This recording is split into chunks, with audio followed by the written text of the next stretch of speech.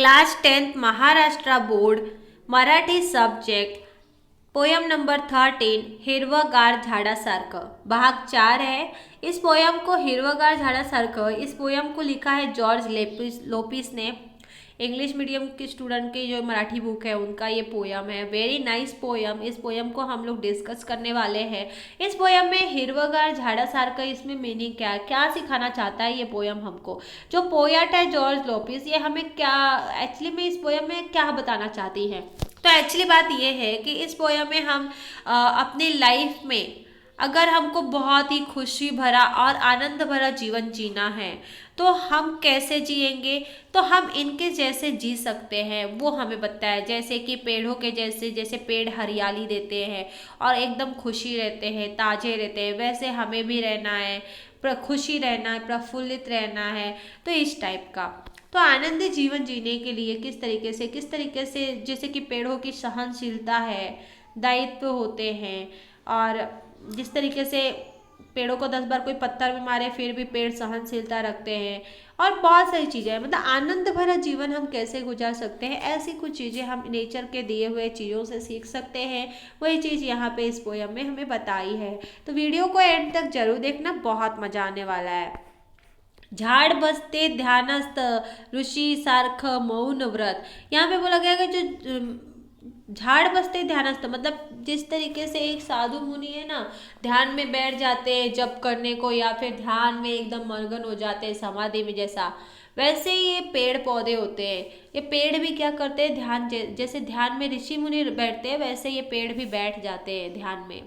धारण करुण तपश्चर्या कर, क्या तप करते हुए वो बैठ जाते हैं। पक्षी झाडाचे कुणीच नसतात तरीही झाड त्यांचं असतं। अभी पक्षियों का थोड़ी पेड़ है, वो पक्षी ने थोड़ी उगाया है, फिर भी पक्षी उस पेड़ में बैठते हैं ना। मुलावर घाव घातला तरी झाड़ मुकाट सहन करते। अगर हम उसमें उसकी जड़ को काटेंगे या फिर उस पेड़ को पत्थर मारेंगे फिर भी वो पेड़ सहन करता है, बिना कुछ कहे सहन करता है। झाडाच्या पानावरून वहीच्या पानावर, जिस झाड़ के पत्ते और उन्हीं पत्तों से, उसी पेड़ों से एक किताब भी बन जाती है, एक कापी के पत्ते भी बन जाते हैं, राइट। कापी का पेज भी बन जाता है, एक बुक का नोटबुक का पेज बन जाता है।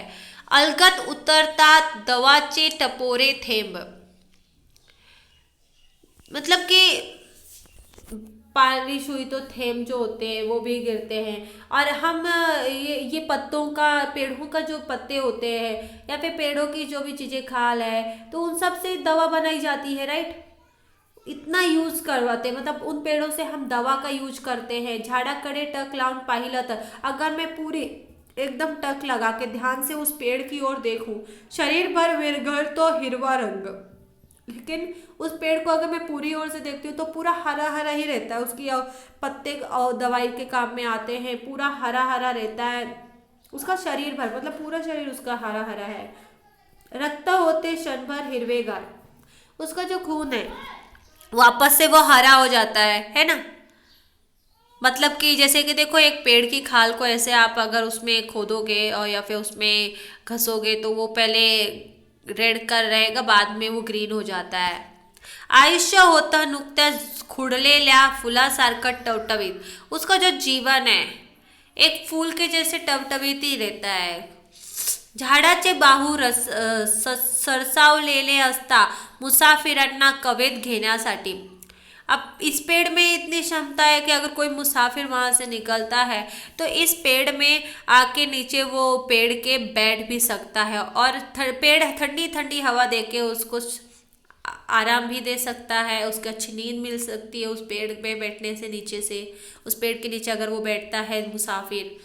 पान झाडीनंतर झाड पुन्हा नवीन वस्त्र धारण करत न, मतलब कि जैसे ही बारिश हुई, फिर शरद ऋतु आया, फिर ऐसे ही सीजन्स आए, फिर वो पेड़ अपने पत्तों को झरा देते हैं, पूरे पत्ते झड़ जाते हैं। फिर वापस बारिश हुई, वसंत ऋतु आया, वापस पौधे खिलने लगते हैं, पेड़ों में वापस नए पत्ते आते हैं।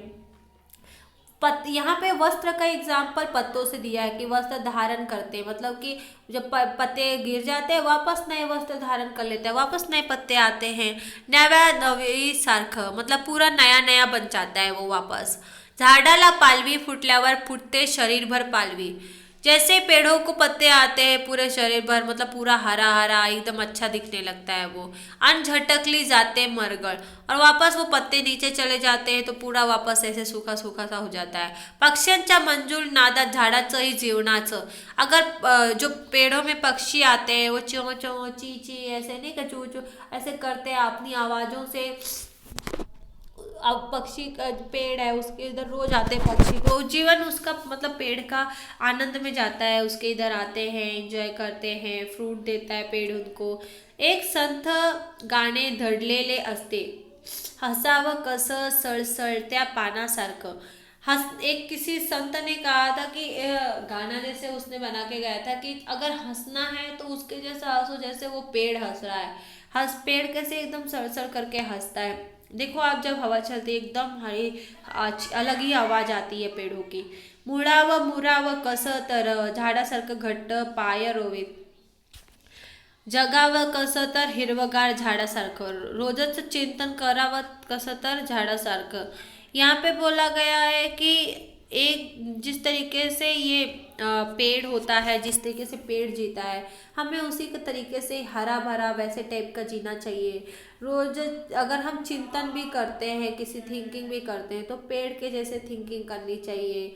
और जो हमारी जड़ है, जिस तरीके से पेड़ों की जड़ है, हमें भी वैसे ही मूल हमारा रखना चाहिए, वैसे ही हमें मजबूत रख, जैसे एक पेड़ अपनी जड़ से मजबूती बनाए रखा हुआ है, उसी तरीके से हमें भी हमारे जड़ से मजबूती बना के रखनी चाहिए।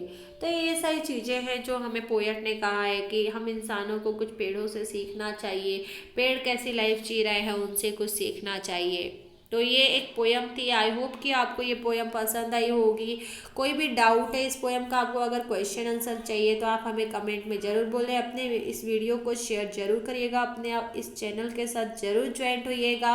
10th स्टैंडर्ड की all subject and with question answer, all lesson, all lecture available है हमारे चैनल पे, तो वीडियो को देखते रहिए। सी यू टुमारो।